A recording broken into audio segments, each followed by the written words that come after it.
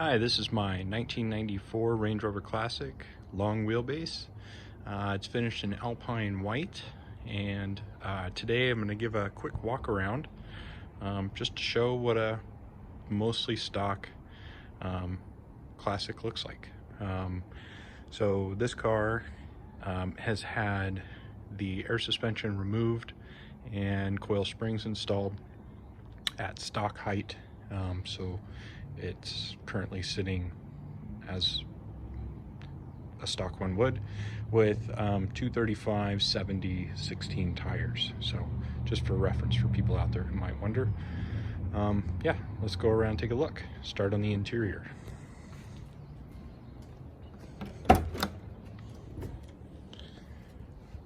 So inside is pretty much all stock. I've worked to put it back together, sourcing components like a radio and some console pieces to kind of put it back together and make it right. The seats, the stock leather is in really poor condition, so these seat covers are on there.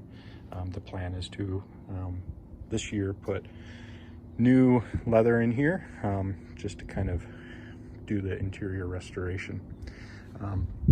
It's had a brand new headliner put in recently, and makes a huge difference. If as I'm sure most of you know, the sagging headliner is a notorious problem for these, so this one's got a new one. It makes a huge difference. Carpets are all original. I don't currently have mats for them, but I'm searching for some online. But overall, for a truck with 193,000 miles, it looks pretty good for its age. I do have some wood pieces there to replace the cracking stuff, and I'm currently searching for a switch plate in wood to replace this lower trim level left-hand drive unit. Door panels are all in pretty good shape, and the glass is all good and original. This will give you an idea of what the leather looks like throughout the whole truck. It's really nasty, so not any sense in trying to restore it. Back seat is here, and of course with a, oh, don't mind the dirt on the carpet, but of course with a long wheelbase you get all that extra leg room, and I'm 6'6", and my family's got tall kids in it, so it's really useful for taking people with you.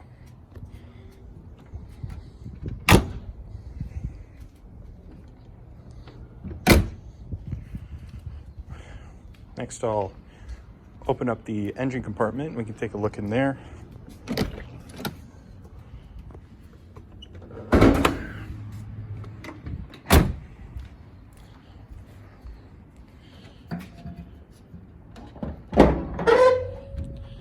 Okay, so in here, I bought the truck with a bad motor and a 4.2 with a cracked cylinder liner.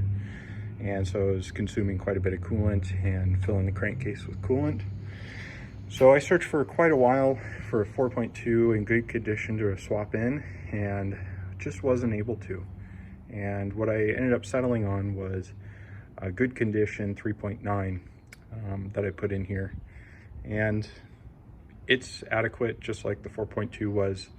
I don't really feel, I've had 4.2s before. I don't feel any appreciable difference, but anyway, this has a 3.9 and it runs great. I installed the engine because I thought it had good head gaskets.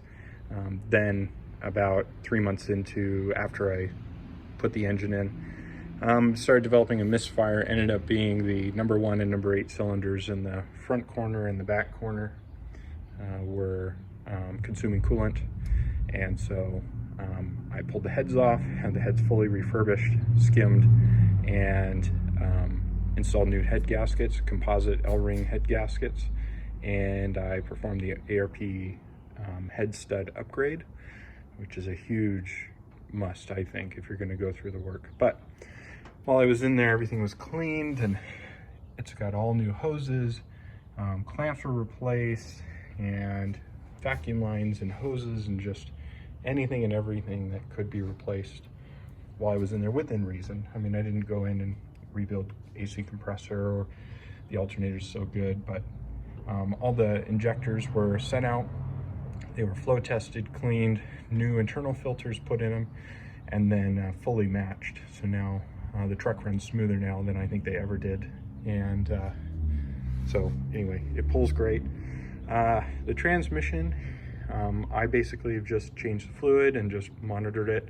When I pulled the engine, it looked like the transmission and torque converter were rebuilt at one point because the torque converter had some rebuild dates in the early 2000s. And so I think the trans is good, and it shifts really, really well.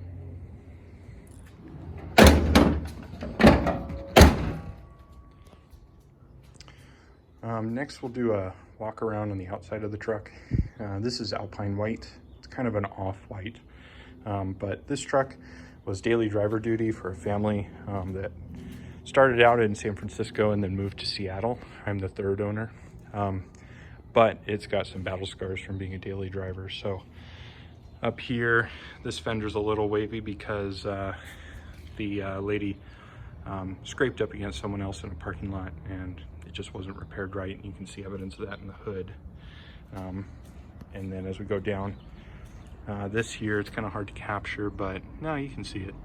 It's got a depression caused by someone backing into the truck in a parking lot. So the plan is to source another set of doors, have them painted to match, and installed on the truck. But to be honest, you really don't notice it. It doesn't bother me too much. But eventually the truck is going to get fully repainted, and at that time we'll install new doors. But it's got some door dings and some minor scrapes. Being a California and then a Pacific Northwest car, it doesn't have any real rust. I mean, there's some very light stuff here, but it's not serious at all. Tailgate, upper tailgate has a little bit, but there again, when the truck gets painted, it's going to get all these new components. This side, this is a depression here. So the car sat for 3 years with a bad motor, and during that time it suffered some of this damage. And this is from a trash can that was rolled down a driveway and then bumped into it. I think a paintless dent removal will get rid of that, but the rest of the side is pretty straight. A little bit of a depression there, but nothing too crazy.